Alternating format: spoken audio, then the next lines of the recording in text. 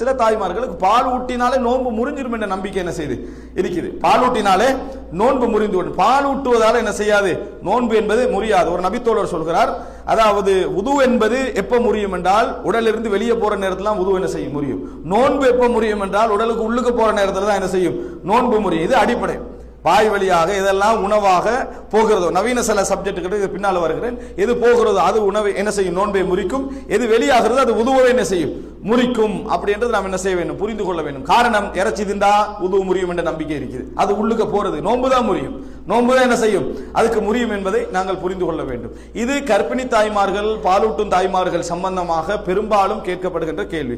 அவர்கள் இன்னொரு கேள்வி இருக்கிறது என்னன்னு சொன்னால், நோன்பு இப்படியே சேர்ந்தா ஒரு 4 வருஷத்துல நோன்பு சேர்ந்து வைங்களேன், அப்போ என்ன அவர்கள் கிட்டத்தட்ட 120 நோன்பு என்னது பிடிக்க வேண்டிய ஒரு நிலைமை இருக்கிறது என்ற ஒரு கேள்வி இருக்கிறது. ஆனா பெண்களை பொறுத்த வரைக்கும் பொதுவாக அதாவது 4 வருடத்து நோன்பு 120 என்று சொன்னால் அதுல 40 நம்ம கழிச்சிடணும். வளமையாக அவங்க ஒரு வருஷத்துல 10 நாள் என்ன செய்ய மாட்டாங்க, நோன்பு பிடிக்கக்கூடிய வாய்ப்பு அவர்களுக்கு இல்லை. அவர்கள் கதா செய்தான் ஆகுவார்கள். எனவே 80 நோன்பு தான் அந்த இடத்துல என்னது கணக்கு. இதுல நீங்க பாத்தீங்கன்னு சொன்னால் ஒவ்வொரு மாதமும் 3 4 நோன்பு பிடித்தா கூட 10 மாசத்துல 40 நோன்பு என்ன செஞ்சிடலாம், நாங்கள் முடித்து விடலாம். 10 மாதத்தில் 40 நோன்பை அவர்கள் முடித்து விடலாம். அதே நேரத்தில் பாலூட்டும் தாய்மார்கள், அதாவது பாலூட்டும் தாய்மார்களை பற்றிய கேள்வி ஒரு 100 வருஷத்துக்கு முந்தி கேட்டா மிகவும் நியாயமாக இருக்கும். இப்ப பெரும்பாலும் 100% தாய்ப்பாலை என்ன கொடுப்பது கிடையாது என்கின்ற ஒரு சிச்சுவேஷன் இருக்கு. எல்லாம் புட்டிப்பால் அல்லது என்னது பால்மால் இருந்து என்ன செய்யறாங்க, கொடுத்து கொண்டிருக்கிறார்கள். அவர்கள் எந்த பலகீனமும் அடைகின்ற நிலை அவர்களுக்கு கிடையாது என்கின்றதை நாம் என்ன செய்ய வேண்டும், புரிந்து கொள்ள வேண்டும்.